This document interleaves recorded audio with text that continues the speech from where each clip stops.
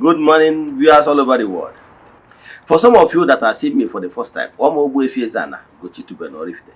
Before my kajugo, Abu Moni Sinchuaja no go chitugo the temple. I na agba family me look as all more the teacher. Abu Moni Sinchuaja no then a restoration evangelical mission. Growing Bassos or the name. So you can call me ordinary evangelist. I will answer or we priest. My mission is to help people live better life. No but no ga one case why be kwada no ga ija ko what to ihe na-eme na ndụ. Isiokwu anyị tata bụ ọnwụnwa ọkpụ.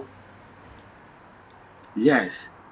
Sudden death of a wife. Yes. When I check over again na nwa that is nwaanyị anọtara anọta mmụọ na ngwuru. In a circumstance very tragic. O nwere repercussion. Yes. A ga-akpụrịrị alụ. Ọ bụrụ na ọtụtụ family na-ata afụfụ maka mmewu emewuru nwaanyị bịara ije eji. Nwaanyị a bịara ije eji nwunye unu. Marakwa na-adị ịbụ nwere atụ ọsọ ngọrọngọ bụrụ onye ịtọ. Nwaanyị ahụ abụrụ dash. Ana m agwa nke bụ eziokwu bọsị nkụwa gbasara di na nwunye. Is a borrow, unu borrow rie borrow. For nya bụ family. Elebe nwaanyị eli ego tawi. Ọsọ ego eriri isi ebido n'ụbọchị adịghị ime wee ruo mgbe ọ nọ na praịmarị ya kwụ ụgwọ. Ihe ị na-eme ụdị ibe family ayọ ha biko ka adị nwa nwaanyị ka unu nụọ ya dịka nwunye. Ka unu mee nwanne.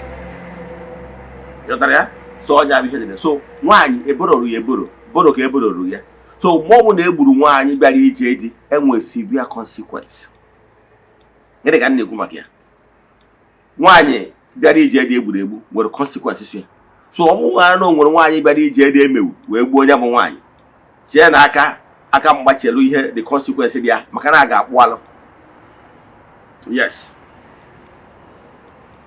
Before I dive into today's lecture, important announcement. I can the month of June. I gwakwara gị na bido yesterday wee rụọ n'ụbọchị ikpeazụ nke ọnwa na mụ nyelu free counseling for onye ọbụla ga-abịa na temple. All one-on-one interaction for counseling, direction, and seminar. Because I can tell you some of these things, why some people are suffering because they lack knowledge. So you need that impact, that counseling you need in order to liberate yourself. So I want to have one-on-one interaction with me, book your appointment. Yes. Then of course also for some liberal physical. And what to this way line Eze-Ana online. Yes. Listen to the go in the church, go for this in difference of the temple, children of the temple, members of the Restoration Evangelical Mission and the consecrated group. I got to do that Jaru but see person called why get and the church and me both in a temple to entities of powers. Now we have massive testimony and in go one up with Makana get kaku in Ahamad, Chuaj and Damus, Nahamad. Kendamus na famad. Yes. So I want to show you na Eze-Ana Chunigwe. Mo obodo nwere ajụ nwere nkuzi ya mo obodo ịchọ ka gbara ga family m. Chat am na WhatsApp 0805783772 mo 0813824381. Ina na screen gị ga numbers da. Bịa ka gaba n'iru. Nkuzi a ma eto ogologo so pay attention. Gịnị ka m na-ekwu maka? Ana m ekwu maka ọnwụ nwaanyị bịara ije di. Ma ọwa ọnwụ ọkpụ ma ịkpọ ya ọnwụ ọkpụ. O dependere. Nwaanyị nwere ụnọ ka a coin with two faces, sides. Tụrụ nwa na-anụ ya na ọ bụ nwunye ụnụ. Yes. Tụ anyị nwa bụ ndị ọ bụ nwunye ha. Ọ bụ nwa ọkpụ, nwa ada. Remember na nwa ọkpụ na nwa ada means the same thing. O dependere obodo isi wee bịa. Side anyị na-akpọ nwa ọkpụ. Ọdụ nwe ndị na-akpọ nwa ada. It means the same thing. Maka were ewu ma ya ụdọ na were ụdọ ma ya ewu the same thing. Now ihe na-achọ ịkọwara gị bụ ka mbidogo na family nwaanyị anụtara nwaanyị nke wee eziokwu bụ nwoke ji nụrụ nwaanyị mara na igoro nwaanyị ego na-adị bụ nwere atụrụ ọsọ ngọrọngọ bụrụ onye ịtọ onye ewe ọsọ ngọrọngọ ndị nwe nwa ihe imere bụ na itorugoro dịka nwoke ruo oge ịnụ nwaanyị efu nwaanyị dịghị mma jekwa ezinụlọ nwunye si ya biko na ịbịara ka ịbịa zere agbụ ntị ọdị agbụ ka ịbịa bịa zodo ka ya nwata nwaanyị nyere gị aka wee bịa udo this new home ị nwere dream for ọ ihe imelu ịghọtara ya ọ bụrụ na ese nọ n'igori ego I can tell you ọ ya yaba nwunye gị ịgwana ndị ọgọ gị ịgwana ndị ọgọ gị ka a gwọọrọ gị abacha. Ọ bụrụ na ọ nwụzie ị bịa kọwaa ihe gburu nwa ha nwaanyị. Ịghọtara ya? Ihe imere uboroyin ntị ọ dị igoro ego that stipend asị gị weta asị ego imere n'isi nwaanyị bụ ka o wee gosi commitment. So ka ịghọta ya, ọ bụrụ na obodo ya ka o doo gị anya. So nwaanyị ahụ anyị ga-anụta na bụ ụnụ ọrụ ụlọ bụ unu borori eboro. Etu nwaanyị ahụ si eje ma ọ bụ na-ana ị ga na-akọmuniketi kwato ndị nwunye. Ọ bụrụ na nwaanyị bịa duru for example na omume ya adịrọ mma, pakeji kwu ya gbadatakwa ndị nwe nwa sị ha na nwụrụ na maadị adụzi, Igbo mere accept nchi ọdị, mana ọ bụrụ ka igbuo. Ịghọtara ya? I nwere permission igbu ha na ya ịzọ ego ụkwụ na nsị abọkị. Mgbe gburugboo ọkụ osugo ọtụtụ ọgụ mba na mba. Ịmakwa na mgbe gburugboo ka m na-agwa gị na nwaanyị na-anụ itie ya ihe ndị be nna ya. Mgbe a na-agwa gị mgbe a na-anụ di na nwunye n'obodo daizi, mgbe ahụ adị ejekarị mba. Ịma na ada apụọla oyibo na ọkịta ka apụwaziri ụlọ inwe ike je Lagos fụ onye ụzọ ụwa anyị ma ọ bụ onye Ebonyi ịnụọ. Mana mgbe a na-abụkarị onye Oraifite to onye Oraifite, that is village by village, ma ọ bụ onye Oraifite ma ọ bụ neighboring town, maybe Ọzụbụrụ ọ Nnewi ma ọ bụ Ichi ma ọ bụ Ọba anụ nso. I wee tie nwatakịrị a ihe tie na onwere mmadụ, ụmụnne ya ga-abịa bịa na be nna gị kee ya agbụ. Ụmụnna gị agha ekwu okwu maka na akpọrọ oke inete ya anya gwara oke igbuo akpọnyere ka gị na-eme nwanne. Ọ bụrụ na o kwere oge eme pasụlụ ya brata back is acceptable in Igbo spirituality. Mana igbu ha anya ya inwego problem. Ndị be nna ya abịa bịa tie gị dabe gị kee gị agbụ tie gị ezigbote ihe. Ụmụnna gị na ọ na-ene gị maka na onwe onye ga-asọpọt ya. Ịghọtara ya? Etu a ka o si dị n'ala Igbo mgbe gboo. Ya ka na-emekwa ya na maka onwe famili ya eme ya akaje mee nwa ha akaje asịrọ gị na iwu na ị ga-anụ ụkwụ gị eme kpọnata ya, mana ime ha na ya akaje ebie gị aka n'ahụ ikwere na ọ na-eme. Ma ọ bụ sị amụ dike na mba ka amụrụ ibie. Ọ bụrụ na iwu otu ọkpọ akpọtara ndị ọdị ka ọ dị gị na ha etiju ọkpọ afọ. Ịghọtara ya? Ihe m na-achọ ịkọwara gị na ọtụtụ famili nwere famili bịa na gbuo nwaanyị bịara ije di, ọ na-eti aka n'ala na-asị na ọ dịrọ mma. Ka mmadụ ga-atụ ịnụgo maka stori ihe mere na Aba, na ọkwa eziokwu. Nwata nwaanyị onye Oraifite a na-akpọ Chioma jere ije edi na Aba wee mụọ ụmụazị ụmụ okorobịa 5 ka ọ mụrụ. Di ya na-eme ya abuse over time. A na-agwụ ya ọsị ka ya nọrọ maka ụmụazị ya. Ụbọchị emechazi di ya wee sete ya place. You know that story? Yes. Wee wụọ ya fuel wee mụnye ya ọkụ. Nwaanyị a na-agwa onye ahụ breadwinner of the family. Now mgbe ọ mụnyeziri ọkụ, akwa ọ na-ebe na ọ wụrụ watch that video mgbe that thing trended. Ọ na-eti nne m ije dị egbuo m ntị ọ dị. Etu a ka o si dị. Etu a ka ọ dịgbo ọtụtụ ndị emewu a na-emewu ya, ọ na-eti aka n'ala na-abụ ọnụ na-asị na mmewu emewuru ya na ihe na-eto anyị eme. Ọ nwere ọtụtụ stories family nwaanyị bịara ije edi na-eti aka n'ala na mmewu emewuru ya na family ya, na onye ọbụla si na family a ji ije edi ebe ọdụ na-aya emewu ya. Onye agbata na ụfọdụ family ije kịta ịfụ kọọsụ nọ na ya kwesịrị na-aga akpụ alụ wee mee appeasement ka anya gba obi ya wee mejọrọ na-akwa arịrị wee naba Chukwu ka iwu eze ntị ọ dị. Daka ihe a mere na Aba na a ga-akpụrịrị anụ na nyaw famili maka na nyanwụ nwatakịrị nwoke onye Aba na gburu ọchụ. Gịnị ebe ọchụ? Ọchụ bụ mgbe ifiri aka na abụ na ịsa n'anya wee gbuo mmadụ. Ị maka na mgbe ije lụrụ nwaanyị, ọhịa nji agwa ndị mmadụ ịbụrụ nwaanyị onye a kpọrọ ọrụ, ọ bụrụ ofeke agha anụwu gị. Ịghọtaghị? Onye ya anụghị kwesịrị iwukwa onye ọrụ maka na ya bụ ọkpọ onye bụ ya. Ịnụ ha na nwaanyị nwoke ka na mmụọ famili agha ma stand. So nwoke nwoke na-ege ntị mmanụ na mgbe ọbụla iji anụrụ nwaanyị na-enurugo ma ezumezu ya. Yes, enurugo ma ezumezu ya. So ihe ọ pụtara o nwere mmụọ so ya wee ebe ije edi. Mgbe anyị na-afọ a na-aṅụ mmanya, ihe ahụ covenant ndị a na-enwe. So mgbe ọbụla ịnụta nwaanyị ya nwa mmụọ so eso wee ebe ije edi. Mgbe gburugburu nwaanyị na-agba ojebe ije edi o buru okwu chie wee ebe ije edi. Ị mara ụfọdụ arụsị adịsị n'obodo dị iche iche like ngede dị na be anyị, nwaanyị bịara ije edi bịa wee bịa and so on and so forth n'obodo dị iche iche. Gịnị ka m na-ekwu maka ya? Ihe m na-ekwu maka ya bụ na onye bịara ije edi nwere mmụọ so bịa. Onye kpatara na mbọsị ọbụla a na-akwa nwaanyị bịara ije edi like nwanne anyị nwaanyị a Chioma akwa ndị be anyị ji emere ozu. Gịnị ka imere ozu bụ anyị ese na ngịga. Gịnị bụ ise na ngịga? Mgbe ezi dị n'ụkwụ ụkwa, nna m kọrọ nya bụ akụkọ. Nwaanyị na-agba nwụọ na be die, eburu ozu eje na ebe nna ya, ntị ọ dị. Yes, mada emesizie ebe na-asị na ebe ọ nwụrụ nwere nwa na di na nwunye wee ofe isi ka a na-enisi na be nna ya. However, ka a na-enisi na be die. However, in as much as na-enyi na be die, a ga-eserekwa the spirit. Onye abụ ise na ngịga. A ga-ebugharị foto, chigharịa akwa. Obodo ụfọdụ ya gwasịrị ma ewu ma ihe ndị ọzọ ma ji ihe ndị ọzọ na-eweta ewere se na ngịga. Ọja batara mgbe ha ya na-abata ndị nwe nwa sị na ndị nwe ozu na-abịa, ndị nwe nwa onye a na-akwa na-abịa. Ha bata, ha na-ada abatawa na-akwa n'ikpeazụ ihe dịka ebe 3-4. Ịghọtago, as case maybe depend obodo ha si bịa. Ha bata na-akwa, a nwere egbe a na-agba mgbe ha ga na-ana agbakwa mkpọnana. Mkpọnana a na-agba bụ ịgwa mmụọ niile sie wee ebe ije dị na ije eji Chioma be anyị bịara na be unu has ended. Therefore, they should follow ndị be Chioma back to Oraifite.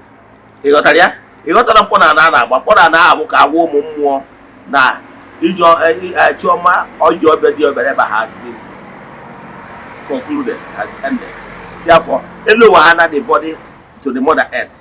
Abịa na kwụọ ndị be anyị etu esi akwa ya, enye anyị ihe eji agba isi na ise na ngịga. Anyị na-apụzi agba mkpọnana agwa ụmụ mmụọ ngwa solo anyị nataba anyị back. Onye ihe ji eme n'onye ahụ na nwaanyị chọrọ ịnụ ụwa nkwado ike n'ụwa be nna ya n'ụwa be di, as case may be. Mana gịnị ka m na-ekwu maka ya? Ọ bụrụ na nwaanyị bịara ije eji na be unu wee megbuo nwaanyị wee gbuo ya, unu ga-akwụ alụ. Ntị ọ dị adị akata ya n'ụka maka na o meghị n'izu o mee n'ọnwa, maka na mmadụ nwe ọgọdọ ewu na-ata. Ihe o ji sị gị njisi gị akpachara anya gbuo mmadụ bụ na igbuo mmadụ e nwere consequence. Maka na mmụọ so onye amụ nwaanyị ahụ, mmụọ onye ọbụla nwere mmụọ si ọkwa eziokwu. O nwere ụmụ mmụọ suenu ma ama arụsị suenu. So igbu ha na nwa onye anwa, emechaa mmụọ anwa ndị so ga-abịa ụgwọ. Maka na you are not permitted in creation to destroy what you cannot create. Ọ bụrụ oge kerie. And then nwere mission onye ọbụla ji bịa n'ụwa. So whenever you cut that mission short, ị ga-enye account bịa the consequence ihe ibel. Maka na igbochiri ihe kwesịrị iru n'isi ka ọ ghara iru n'isi. Therefore, you pay with your life. So family ọbụla megwuru nwaanyị bịara ije dị ga-ata afụfụ. In one way or the other, show remorse, made the appeasement. Obi ya gbagharụzi ụnụ wee sị ụnụ na ya gbagharụgo nwa ya dịziere ụnụ na mma, ọ dịrị ụnụ mma. O nwere family mmụọ o mere ti na-eme the appeasement maka na emegide nwata nwaanyị ọbụla sị na family jee ije dị na-enwe showdown. Emegide mmadụ ịtọ nwụrụ ebe eje jụba ese wee dute ese na onwe nwaanyị anụrụ anya gbugburu emegidere o wee tie aka na wee kwụ na ihe emere ya na nwaanyị ọbụla sị na family a wee dị ije ndị anyị emegbu ya adọ na-eme. Ịmara iwe dị n'obi.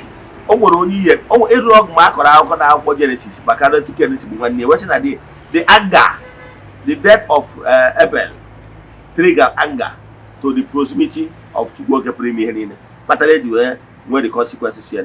So mgbe ọbụla blood is thicker than water, ebe ọbụla akwafuru ọbara a ga-atarịrị afọ.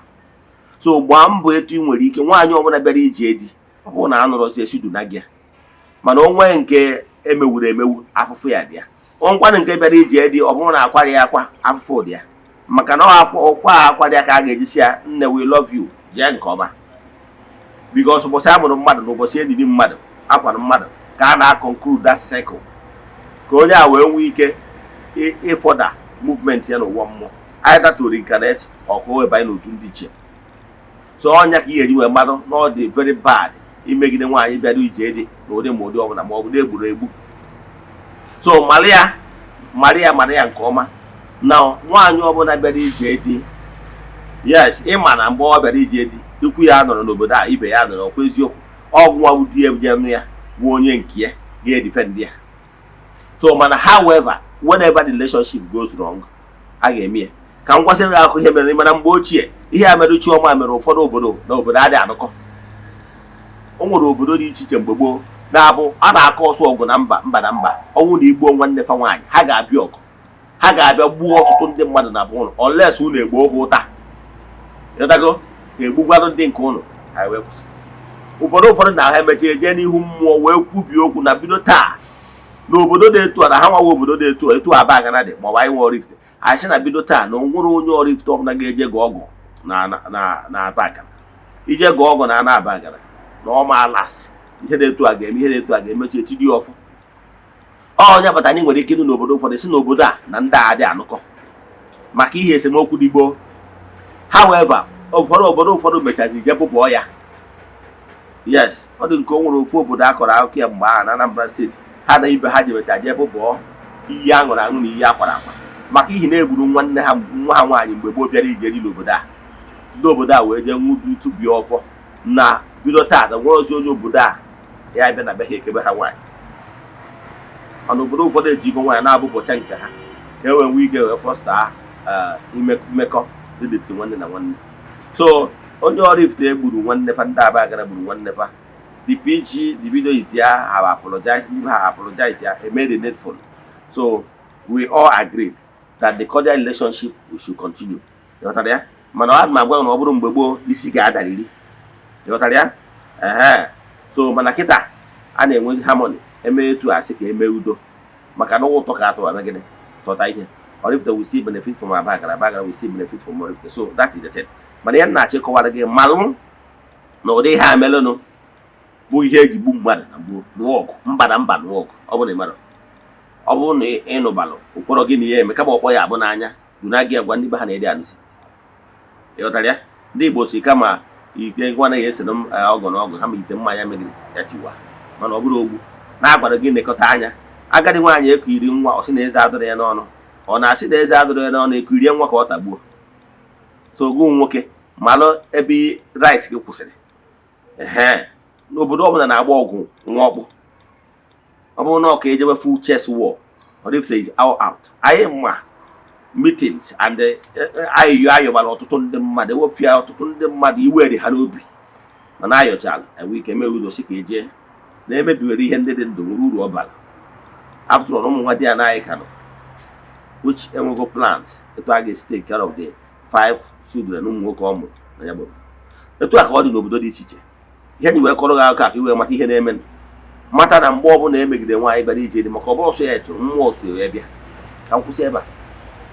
Ọ bụrụ na ụdị ihe na-etu a mere na be ụnụ na-agbagidere afọ egbagidere ya emegide nwa ọkpụ ma nwa ada nwaanyị bịara ije dị na ụnụ ya akaba arụ jee mee dị appeasement ka ha wee fụ ụnụ maka na ebe nwa owu emenye nwa nọsi ike emede ya nwaanyị obi emedo mmụọ si obi ka ha wee fụ ụnụ. If not, ahụ ya afọkwa ụnụ maka na nwaanyị ọbụla nwere mmụọ si ewe ebe ije dị gị di mara na mgbe ị na-anụ nwaanyị na-anụkwu maka ezumezu mmụọ si ewe ebe ije dị udochi ya.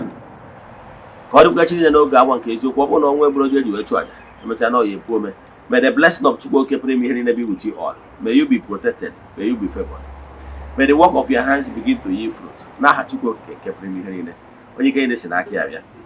Ọnwa ajụ inwe na nkụzi a sendere message na WhatsApp 0805 7837672 na ya na screen gị ka ọmaka mere ọnụ daalụ.